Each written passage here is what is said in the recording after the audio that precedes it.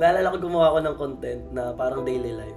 Natuwa ako kasi sobrang daming nag-react nun eh. Parang natuwa ako kasi, ay, ang dami palang susupport sa akin sa vlog ko. Yun yung first clip ko na nagluto lang ako. Parang sabi ko, di ako makatulog, nagluto ako, ganyan-ganyan, fried rice. Sabi ko, nakakatawa, ang dami palang magka-support. So I continue. Nung mga second video, third video, nawawala sila. Yeah. So I was expecting na yung mga support sa akin sa pinakaunang mga video ko, yun din yung susupport sa akin all throughout. Hindi pala ganun. Kasi kung sino pa yung mga kilala mo, yun pa yung mga hindi susuporta sa'yo eh. Totoo yan. Yung mga yung mga kakilala ko, alam nila yung buhay ko dito sa Dubai. Lagi sinanood ng vlog ko. Pero makikita mo sila mag-react, makikita mo sila mag-share ng videos mo, kaya makikita mo mag-comment, wala. And so you will think talaga na, sino ba talaga yung taong susuporta sa'yo?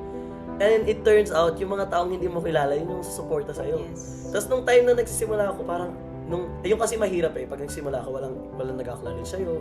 Parang, sino ba yan? Ay, wala namang ano yan. Ilang pa followers.